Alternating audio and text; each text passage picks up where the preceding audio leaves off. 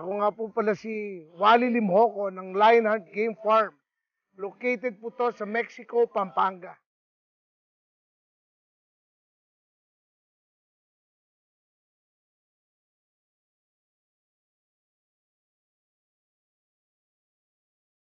Yung umpisa ko ng pagmamanok, yung lolo ko from Malabon, Mayor Lucio Otoy Gutierrez.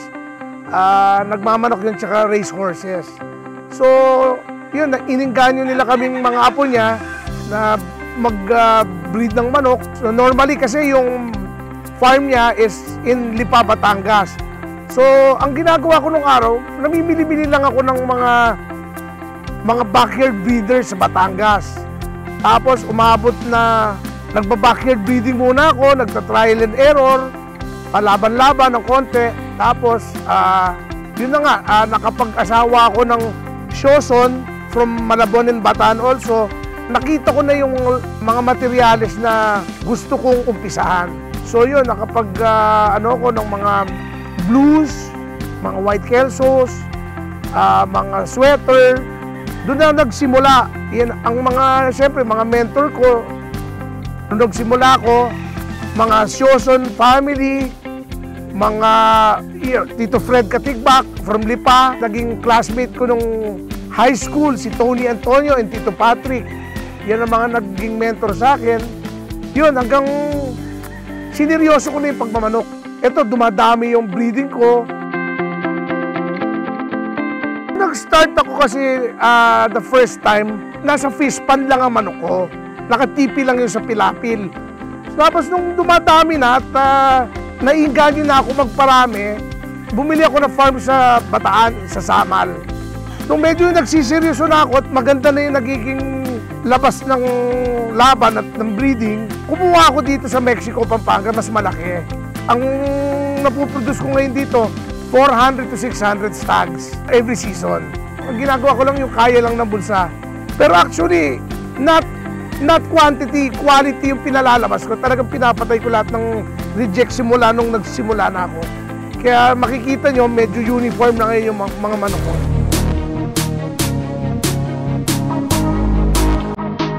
Nung nag-start ako sa breeding, tinitingnan ko lang din yung laki ng farm.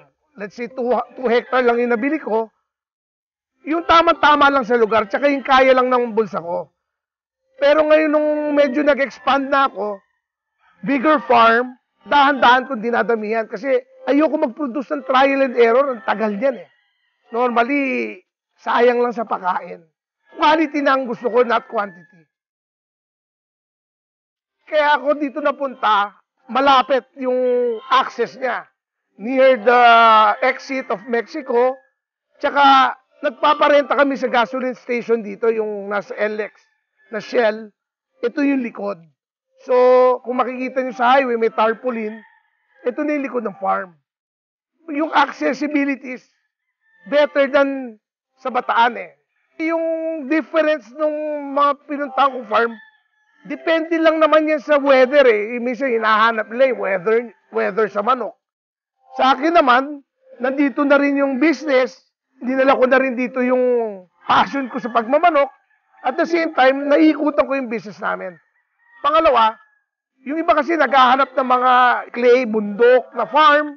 Ako, basta gusto ko lang sandy, yung nagsasubside kagad yung tubig. Pangalawa, wala naman akong terrain na hinahanap na para sa mga breeding. Dito na rin ako nagbe-breeding and conditioning. Actually, nagtanim nga ako ng maraming puno dahil dati, sugarcane plantation. Talagang dinevelop ko para hindi masyadong mainit sa manok.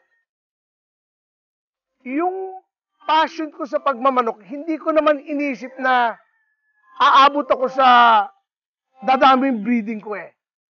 Dahil ang tagal ko din nag-trial and error. Bumibili ako sa mga breeders, nag-aanap ko ng magandang linya.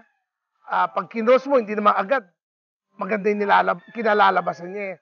So nung medyo nakukuha ko na yung trend ng magandang line, medyo nagseryoso na ako. Yung talagang, kung mag-produce na ako, yung maramihan na. Kaya medyo sineryoso ko na dahil maganda naman nagiging outcome ng mga production. Marami naman bumibili at bumabalik na maganda yung winning streak nila. So, ginanahan na rin ako, parang prestige ba. Hindi lang siya talagang passion and sport eh. Unang-una, nakakatanggal sa akin ng stress. Makita mo lang marami kang manok, tumitilak, nananalo. Okay na sa akin yun eh. Parang stress reliever sa akin yung pagmamanok. Hindi ko naman pinapangarap yung maging endorser ka or maging Cocker of the Year ka. Pero siyempre lahat yon pangarap ng isang breeder or sabongero yon. Magkaroon ka lang ng konting record at consistent yung mga panalo mo, okay na sa akin yon. Locally, yan, nagcha-champion, mga runner-up ng circuit. Pero ang madalas nagkakaroon ng magandang record is yung mga bumibili sa akin eh. Actually, dun ako nakilala yung mga buyers ko eh. Talagang nakita naman nila dahil may online dati, nakikita nila yung performance ng mga manok ko. So, yun lang. Local pa lang naman ako naglalaban. This year pa lang yung mga pinabahan ko na for national. Dahil sa akin naman, hindi naman ako talaga yung malakas pumuste. Yung tama lang, yung makita ko lang yung manok ko na binibreed ko eh, maganda yung outcome.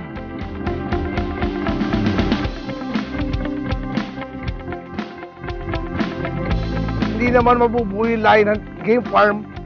Siyempre sa mga breeders na tumulong sa akin, mga malalapit na kaibigan at parang pamilya na sa akin, sila Tito Patrick, Tony, mga breeders na kinuhanan ko ng materials, family ko na talagang into sabong na talaga, yung family ng misis ko na from Malabon and Bataan na Sioson, yan, mga sabongerong relative ko, yan mga, kaya nabuo yung farm ko and my passion. Thank you sa lahat na yan, pati lalo na yung mga tao ko na masisipag at magaling na ngayon na mag-kondisyon ng manok at mag-breed. Ako nga pala ang inyong ka-chicken, Wally Limhoko ng Lionheart Game Farm.